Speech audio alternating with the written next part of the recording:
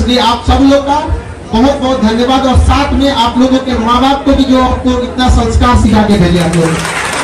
कहीं ना कहीं आप लोग के पहले टीचर जो होते हैं वो आपकी माँ होती है, वही आपको सबसे पहले ज्ञान देती है, वहीं से आपको। और याद रखिएगा आप यहाँ आए हैं तो आपकी माँ आपका रास्ता देख रही है कि आपके बच्चे, उनके बेटी, उनका बेटा सफल होके आएगा। यहाँ से अगर आप असफल होके जॉब लेंगे तो आप अपनी माँ की नजरों में गिर जाएंगे। माँ ऐसी चीज होती है जो 2 रोटी कम भी खाती है लेकिन बच्चों को पढ़ाती है। हमको याद है आज भी कि जब हम ग्रेजुएशन में पढ़ रहे थे तो मेरी मम्मी को ऑपरेशन कराना था पथरी का, और वो डॉक्टर बोला था ना बहुत बड़ा सा पथरी था। हमको एग्जैक्ट नहीं याद आ रहा है लेकिन बहुत ज्यादा। मम्मी कही ना कि पहले ऑपरेशन बाद में होते रहेगा, पहले तुम पढ़ाई कर लो, और हमको मतलब अपने ऑपरेशन का पैसा रख के पढ़ने के लिए दी थी यहाँ पर।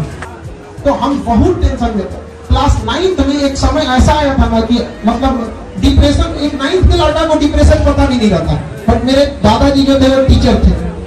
इतना ज्यादा हम डिप्रेशन में चले गए थे ना कि दादाजी से पूछे तो दादाजी हमको गोद में बैठा तो कहे कि देखो एग्जाम में सक्सेस हो ना हो ये मायने नहीं रखता है, लाइफ में सक्सेस होना चाहिए। यहाँ पर A single sheet of paper cannot decide your whole career। पढ़ाई का देखिए, शिक्षा का अर्थ होता है सर्वांगीण विकास। आप दिल से पढ़ाई करिए, हम वादा करते हैं आप छीन लीजिएगा जो आपका अधिकार बनता है।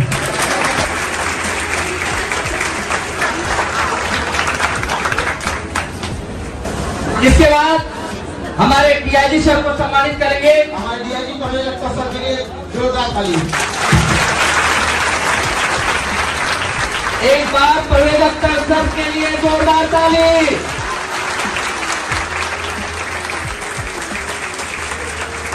और हमारे दूरदर्शन के कवि जी जिनका आप नाम सुनते होंगे आपके सामने,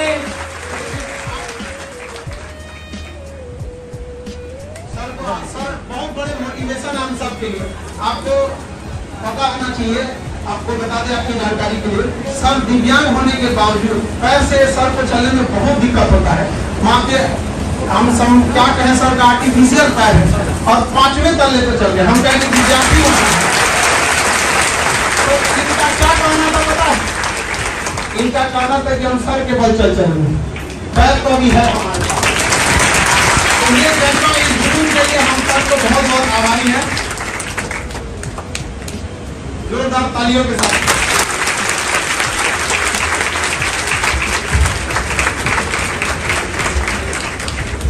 अब हम राजकुमार सर का स्वागत करेंगे। डायरेक्टर सर है दूरदर्शन के।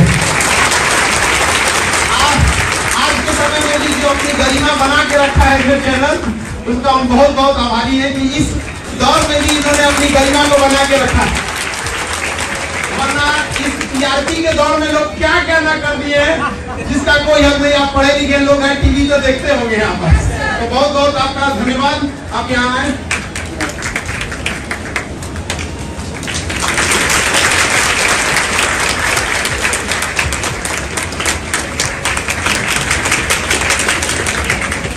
किसी को अपने के लिए समय नहीं रह गया। आज का समाज ऐसा हो गया है कि जनसंख्या डेली बढ़ रही है लेकिन दूरियां भी उसी के साथ बढ़ते जा रही है। एक वक्त था जब कई पड़ोसी साथ रहते थे और आज एक ही घर में कई पड़ोसी हो गए हैं। इस भाग दौड़ की दुनिया में भी सर ने इतना समय निकाला और इस 5वें तल्ले पे चढ़ने के लिए हम सब लोगों का बहुत तहे दिल से धन्यवाद देते हैं। आप लोगों के लिए ध्यान दिए और हम एक एक करके सर आप लोगों को अपने अनुभव के आधार पर आप लोगों को किस तरह से सफल होना है और आपको बातों को बताएंगे। गर्मी बढ़ रही है लेकिन जो आपके चेहरे की जो मुस्कान मैं देख रहा हूँ और हौसले की उड़ान की जो चाहत देख रहा हूँ, आकाश को छूने की जो चाहत देख रहा हूँ, उससे मेरा मन बहुत ही आनंदित होता है। मुझे लगता है कि सर लोगों ने बहुत कुछ बताया है समय के बारे में, बहुत चीजें। कम समय में मैं आपको एक दो चीजें बताना चाहूंगा अपने बारे में भी कि कैसे एक संगीत का कलाकार जो पूरा वर्ल्ड घूमा कम उम्र में और लेनिनग्राड, ताशकंद, रीगा, तमाम जर्मनी, जापान और 50,000 लोगों के बीच में संगीत का परफॉर्मेंस देकर और ताली की गूंज इस कान में गूंजी, वो व्यक्ति अपने माता पिता, अपने गुरु का मान बढ़ाने के लिए अपने उस लिंग को बदल दिया। ये मैं बताऊंगा, लेकिन बच्चों आप लोगों से एक चीज मैं पूछना चाहूंगा कि आप लोग मेला में या भीड़ में जरूर गए होंगे, गए हैं ना? तो आपने एक चीज का ध्यान रखा होगा कि या तो आपके मम्मी पापा या गार्जियन आपका हाथ पकड़ के रखे होंगे, या आप अपनी उंगली उनके हाथ में दे दिए होंगे कि मेरी उंगली पकड़ के रखो। या तो माता पिता पकड़े होंगे या आप उनका हाथ को जोड़ते। इसका कारण क्या था? आप कहीं उस भीड़ में गुम न हो जाएं, खो न जाएं, इसलिए गुरु माता पिता आपका हाथ जोर से पकड़ा है। इसलिए मैं खान साहब को मैं बहुत ही तहे दिल से इनका मैं शुक्रिया अदा करूंगा कि ये एक ऐसे माता पिता से भी बढ़ के गुरु हैं जो अपने बच्चों का हाथ जोर से पकड़े हुए हैं कि वो भीड़ में खो न जाए।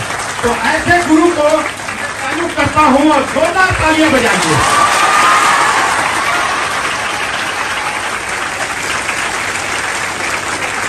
बच्चों, मैं आज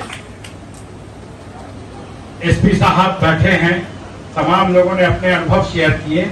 मैं एक चीज ये कहता हूं कि जो बच्चा फेल हुआ वो समझ लीजिए कि उनके लिए एक इंडिकेशन है कि आप जहां के लिए आप फेल हुए हैं उससे कहीं आप आगे बढ़े। जीवन का जो असफलता है वही जीवन को सफल बनाने का जज्बा पैदा करता है। अगर आप असफल हुए तो आप अपने आप को खोजिए कि किस कारण से हम असफल हुए। क्या हमने अपने समय को सही ढंग से उसका सर्किल का निर्णय किया कि नहीं, पढ़ाई पर कंसंट्रेशन किया कि नहीं, सही चीजों को ध्यान से अपने गुरु की बातों को सुना कि नहीं। और जब उस चीज को आप खोज लेंगे तो मुझे लगता है कि अगर आप डीएसपी बनना चाहते हैं या एनडीए बनना चाहते हैं या कुछ भी, तो उससे भी आप आगे बढ़ेंगे। सही कहा कि आप अपने स्वास्थ्य का ध्यान रखें। बच्चे बेवजह बिना समय के खा लेते हैं, कभी भी सो जाते हैं, कभी भी उठ गए, बिना नहाए धोए कहीं भी जाके पढ़ने लगे, जब मन हुआ उठ गए। नहीं, समय रूटीन बनाइए। आप सुबेरे उठते हैं, सुबेरे से लेकर रात तक 24 घंटे का एक रूटीन बना हुआ होता है, और उस रूटीन को जो जीवन में फॉलो करेगा वो निश्चित ही बहुत आगे बढ़ेगा।